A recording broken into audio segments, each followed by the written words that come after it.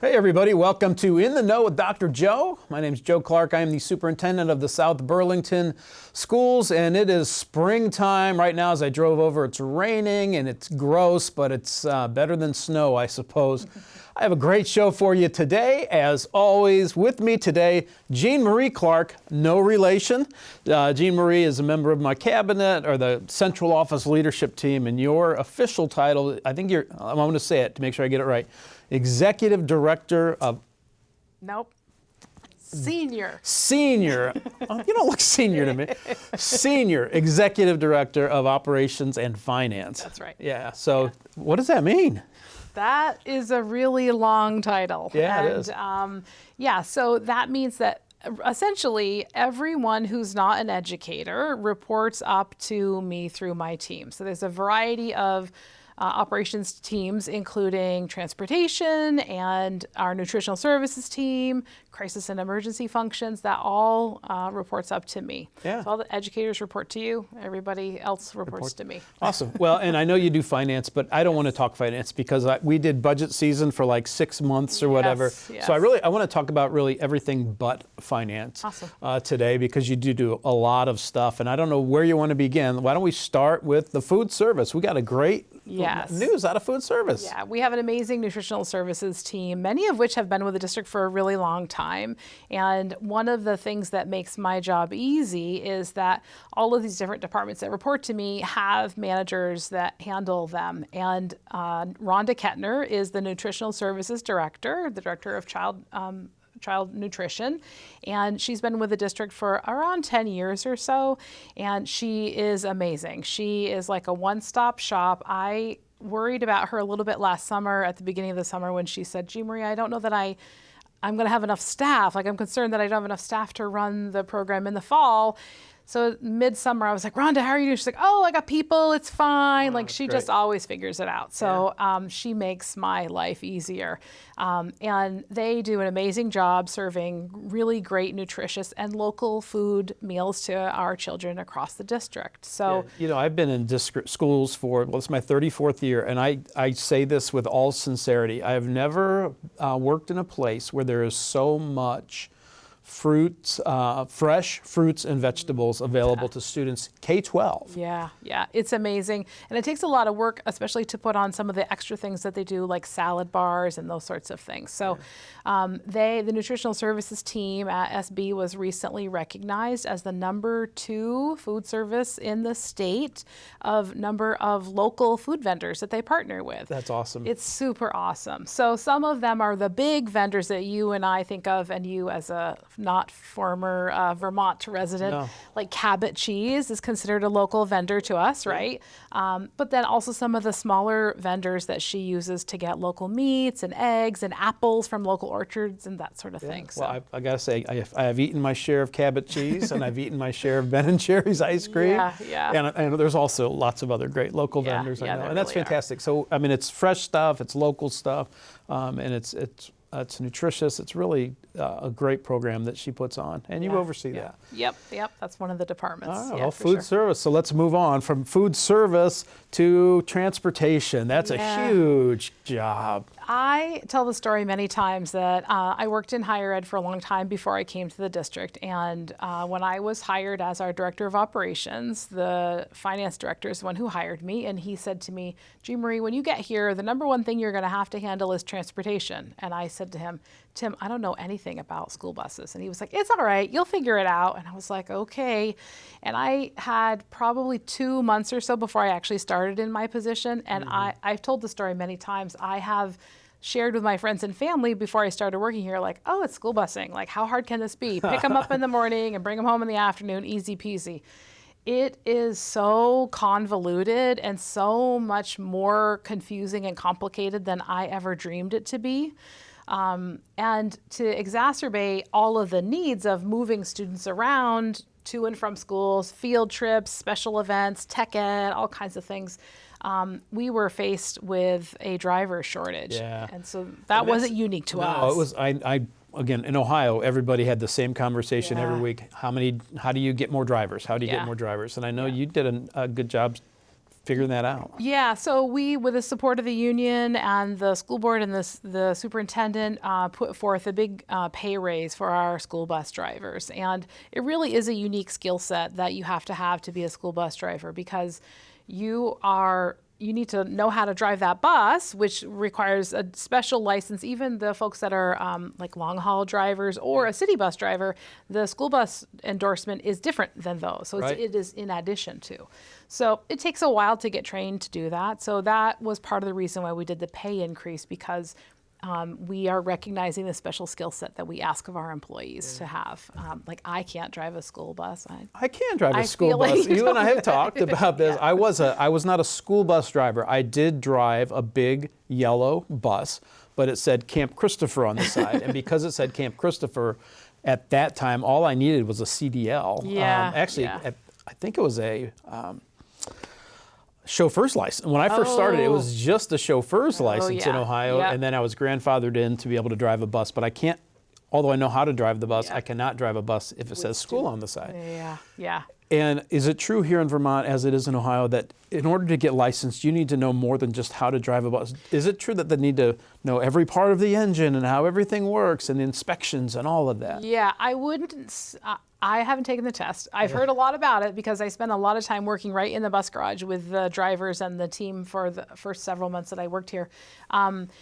They do need to know way more than you and I need to know just to drive a regular passenger vehicle. They need to know like brake pads and thickness and need to be able to point out different things in the engine as part of their exam. So it's way more than open the door, get in the driver's seat, turn it on, and turn the flashing lights on. And the inspections and all those. And and by the way, you're doing that with 70 kids behind you. Yes. Who we love our kids. We have the best kids in the state.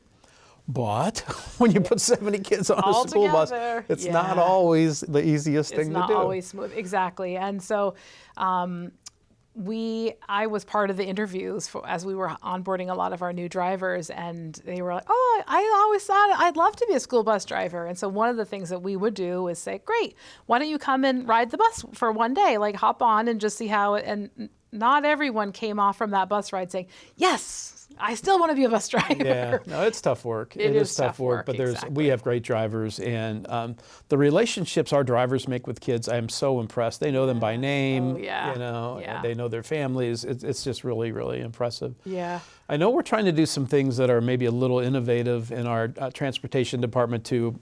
You've, over the last couple of years, got some electric buses. Yes, we now have 6 electric buses as part of our fleet. We had 4 and we added 2 this year. And they are really great, in helping our environmental impact for certain, but they are perfect for the majority of the work that our drivers do or that the district asks them to do, which is within the South Burlington or Chittenden County area. Unfortunately, Vermont is a little bit late to the party in getting the whole electric vehicle infrastructure in place. So we still do need to have our diesel buses on as part of our fleet when we need to take the basketball kids to a game in St. Johnsbury. The electric bus could probably get them there, but there might not be an opportunity for them to charge it to get the bus back, or the time might not be such that they had enough time to charge the vehicle. So we still keep a smaller number of diesel vehicles in our fleet, and we're pretty happy. We feel pretty good that 6 is the magic number for us right now. That's awesome. And I know that we have a new transportation director. Well, he's been around a year now. A whole year, yes. John Mabee, who I'm going to have as a guest on the show one time, because I'm sure great. he's going to give us some great insight. Yeah. John's been doing a great job. Yeah, when I hired John, I wasn't quite sure. Like, it's a really tough job. It's early mornings and later into the evenings, and you're kind of on duty just like you're on duty 24/7 through the school year. Like, we have buses out on the weekends going to basketball games and sporting events and the robotics team, that kind of a thing. So he always has to be ready to answer his phone or the radio in case there is an issue. Knock on wood, it frequently is not an issue, but sometimes there are. So he came to us as a former bus driver himself with Green Mountain Transit. So we were really lucky to grab him, and he has helped us with our our relationship and our connection with Green Mountain Transit. Last year, we were a little bit struggling to find a driver for a field trip out of the Chamberlain School, the Gertrude Chamberlain Elementary School. They were going, I don't remember exactly where they were going, but they were going maybe to the Echo Center downtown. And John was able to help them take the city bus, to take the Green Mountain Transit bus. Oh, that's cool. Which was really, so that's a great experience and an opportunity for the students to ride on the bus and learn how you ride the city bus. And it also was just a nice partnership with us and Green Mountain Transit. Yeah, Yeah. awesome. Safety, security, you run the district crisis committee meetings and all that. Yeah. I don't want to get into all the details of safety and all that, other than I want to hear from you about just making sure our community knows that we think of everything and we Yes. practice for things that we hope that we never have to do. Yeah, for sure. Even today, I was in the facilities building, which is a little building adjacent to the Tuttle Middle School, and one of the guys had the window open, and all of a sudden, I heard this alarm, and they said, "Oh, they're doing the fire drill at Tuttle today." And I was like, "Oh, okay." Like, we are constantly practicing, and we have our behavioral threat assessment teams in all of our buildings that are supporting our students and making sure that we're trying to be as safe as possible. Yeah. But we do also have a really great relationship with our city partners, in particular the South Burlington Police Department and the South Burlington Fire Department. I cannot say enough about our relationship with agree. the city of Yeah. South Burlington. Yeah. Jessie Baker and her whole team are just outstanding folks Yeah. to work with. It really feels like they are, John maybe uses the expression of like, I'll put my hand out across the table, and it really feels like they're taking it from the other side from us. It feels Yeah. like they're true partners, and I'm so thankful for that. Yeah, that's awesome. Okay, so another huge part of your job is custodial and maintenance, Yeah. and I don't think we necessarily need to talk about, the custodial schedule and how often we're cleaning restrooms and Yeah. that kind of thing. But it is coming up on summer, and that's when a lot of projects get done. Do you have anything Yeah. big in the works for the summer? Yeah, the summer is the busiest time of the year for that team. The custodial team does a lot of work in prepping like our hallways and our bathrooms and refreshing them for like painting and strip and wax and that sort of stuff. Yeah. Also, like moving classrooms, that happens frequently.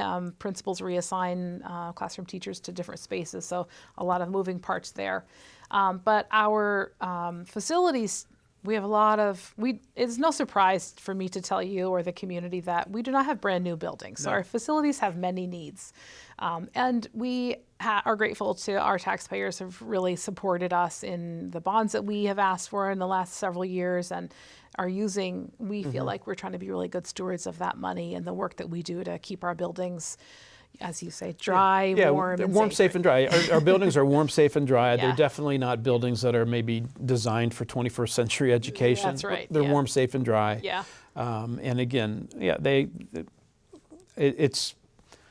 I don't think it'd be a surprise to anybody to hear that we might want to consider upgrading those in the near future. Yeah, we've done a bunch of work, and we continue to have a lot of projects this summer. We'll be doing some roof projects on some of our buildings. The Orchard School and the high school will get some roofs replaced. I always think of one building, one roof, but in our world, it's like one building, like 20 roofs or something. Yeah, it's funny how many different sections of Separate roof appear. sections. And this one is 5 years old, and this one's 10 years old, and whatnot. And so I think there's something with a drainage also going on in the high school. Yes, yeah, we middle have school? the state of Vermont has a stormwater mitigation project for property owners that are 3.1 acres or larger. And so we fall into that, and gratefully there's a lot of funding for us to do this work. So it's stormwater mitigation.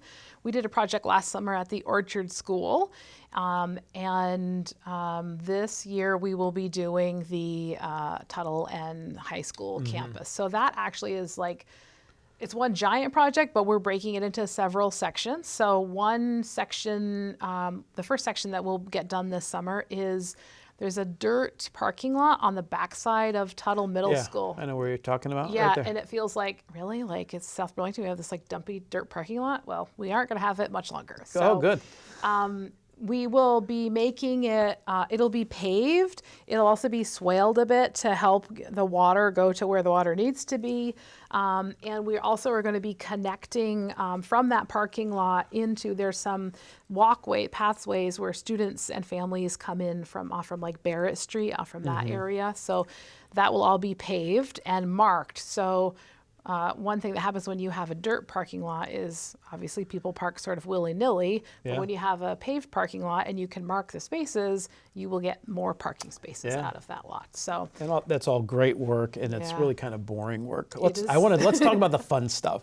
We have some fun stuff going on. Let's start with the fun one, Tuttle Playground. Yeah, really hoping to make this, and I'm pretty hopeful that it's going to happen before the 1st of July, that we will be putting in a new outdoor recreation area. So I would want to use the word playground, but when we're talking about middle school kids, if we say we're putting a playground in, they're going to be like, oh, poo on that. Right. So yeah, it's like outdoor recreation, climbing structures and so forth. And I was surprised at the turnaround time on that. It looks like they can put in a new setup for us in like 4 to 6 weeks, which is great. Yeah, it is great. So some groundwork will need to be done. Wood chips will have to be installed because, of course, safety is always our concern. And then these individual structures will be put in place. Yeah, so more to come on that, but that it's is exciting. Awesome. Yeah. Another huge project going on, and I really want the community to know about this because of the money we're going to be saving, right? Currently, we have a program called South Point, which works with some students with disabilities in a facility over by the airport that we rent, at the tune of over $300,000 a year rent for that facility. That is right.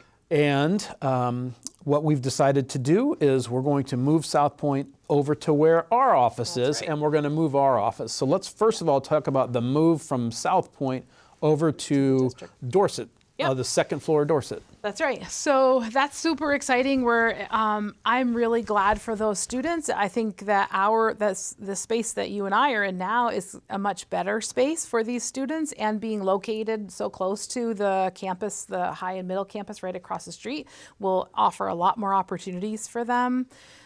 So that's exciting. Yeah. So and will allow middle school students to be in the program, which is another great attribute about this move. Yeah. And so we rent the building that you and my office is in right now from the city for an incredible deal of $40,000 a year. $40,000. So we're going from a place where we're spending $300,000 a year to a place where we're going to spend $40,000 a year. Yeah. Yep. That's Again, a pretty smart move. Highlighting our partnership with our friends at the city. Now, in full transparency, though, we are going to have to do a little bit of renovations there, move some walls and whatnot, fire sprinklers. Yeah. Yep. So it feels like we're really giving the South Point students a good upgrade, and that's what makes me happy and proud for this. So we've given the administration of South Point the opportunity to really help us determine what those renovations will look like in this space, and so they've had a good time making those plans, and they're adding we're reorganizing the kitchen space and adding like a movement room. Like it is a much bigger footprint for them, and I think will be much better, more usable space for them.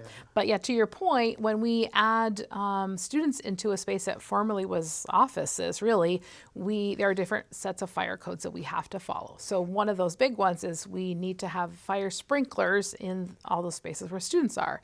And coincidentally, our friends at the fire department before we decided to move South Point, had decided, geez, we really should put sprinkler system in their building and our building, because we're essentially one big building. Yeah. So it was serendipitous, the timing, but so they'll get that done. Yeah. And so now the people that work in that building, for the community to know, we will still occupy the first floor of the building. So our HR department's still going to be there. Our technology department will still have the boardroom for meetings. That's right. And we're going to, just a side note, we're creating something we're calling the Welcome Center. So now, when somebody moves to the district, they go to their local school to enroll. We're going to have a Welcome Center where everybody who enrolls can come there to be enrolled in school and be welcome. We're going to call it a welcome center because we're going to give things that help make them feel welcome to the district and to the community. Yeah. But second floor, so that's my office, the superintendent's office, special education, our diversity office, curriculum, the finance office. Business office, yeah. Business office. We are all moving to an apartment. Not an apartment. No. We are moving to an office building over on Shelburne Road. It's still in the South Burlington proper. Yep. And first of all, talk a little bit about the savings that we're going to have there. Yeah. So that space will cost us about $7,000 a month. So significantly less in total. What we'll be spending on the space on Dorset Street that we're moving South Point into, plus the amount that we'll spend on the space that you and I will now occupy, is still, it's like about half the price of what we are spending. Yeah, really, when you look at the difference, right? Because Dorset, we're staying in Dorset, and we're still going to pay that rent. The savings is from the space that we're getting over by the airport to the space at Shelburne Road is $200,000 of savings, which is fantastic. Big. Yeah. And I'm not necessarily incredibly happy that we're going to be further from our schools. We are going to be closer to Orchard. Yep. And we're still not, I mean, it's not that it's far. a couple miles. Right? And we're close to Five Guys. And we're close to Five Guys. Well, you know, I eat in the cafeteria every day. I know. So I do need to get better at that. Yeah. I do think that you and I will, I think myself, you're really great at this, but like being more mindful about really, I love to be able to walk across the street and just pop into Pat Burke's office or go see Stephanie Hyatt or now I'll have to get in my car. But one of Suzanne and I, a lot of times when we meet in the nice weather, we have walking meetings and we'll walk around the building, or Stephanie and I will do the same thing, walk on the track. So that's okay. I'll be happy to drive over and still do that. So. Yeah, that's great. So there's a lot on your plate for the summer coming up. It will be busy. And that move's going to happen. I mean, it needs to happen. Yeah, so we have to move out. We'll be moving out just before the 1st of July, and then we will start. It's a lot of demolition and new sheetrock is essentially what's going in for the renovation where South Point is going into. That will start July 1st, and that needs to be done by like August 15th. So it's a very short timeline. It is a short timeline. And then we'll move South Point into that new space before the school year begins. Yeah. And what I like to tell everybody with construction is it'll never be on time. I know.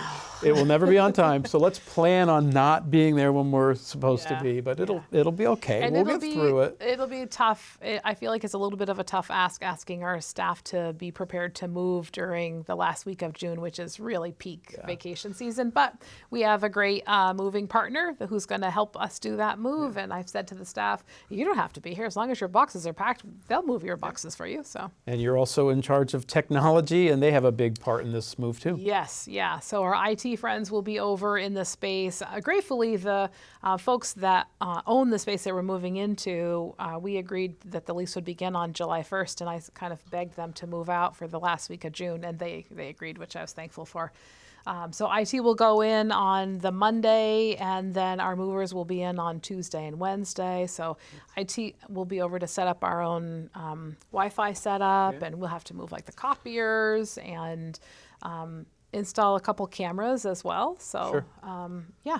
Awesome. Lots of Super good stuff. exciting. Yeah. Now, in addition to all that stuff that you do, Jean Marie, you're a rocker. You like, let's talk about, you go to a lot of concerts. I many years ago decided that I am not a person who likes stuff. I'm a person who likes experiences. Yeah. And as my kids have gotten older, particularly my daughter, we have really embraced going to music concerts. So over the last year, she and I, or my husband and I, have gone to see a variety of what I like to call the old man band tour. Yeah, so right. we recently saw Journey in Montreal at the Bell Center. We saw Def Leppard last summer. My husband is a big AC/DC fan, so we saw them at Gillette, which was amazing. Yeah. So turns out if you're 70 plus, you still got it going on. Oh, that's cool. Yeah. That is cool. Super fun. Yeah. Yeah. I know you love to do that, and you have a great way of getting tickets, right? You like to wait until I wait till the very last minute. Yeah. I if you can shared get a with you deal. my Def Leppard story where I waited till we were 15 minutes from the venue, and I told my husband, I haven't actually bought the tickets yet. He was like, oh my God. That's funny. Yeah. Well, Jean Marie, you do you do great work, and all the people that you work with do great work. There are so many moving parts to make sure that our kids, our teachers are really great at making sure they get an outstanding education, and our support staff. For sure. You make sure that our kids get to school on time, that they're safe, that they're warm, they're safe, they're dry, that we have everything they need, that they're fed. everything that they need to be comfortable in school and safe in school so that they can take advantage of the great opportunities our teachers provide. So thank you for all of that. Well, thank you. I give all the kudos to the folks that manage those teams, and they really, some of the most important people on our teams are the lunch lady who's making your macaroni or your Cabot mac and cheese for you, or the custodians, right? Like those folks are there early and they're late and work really, really hard. They get the least kudos. So and the first face a lot of our kids see is the bus driver in the morning. Exactly. That makes such a difference. So thank you for the tone that you set for all of your folks and the work that you do. And oh, by the way, that's all half your job. You also do finance, which we'll talk about maybe come budget season, right? For sure. So thanks for being here. And everybody, thank you so much for watching In the Know with Dr. Joe. I hope you learned a lot. I hope you join us next week, next month. Enjoy the spring. And as always, go Wolves.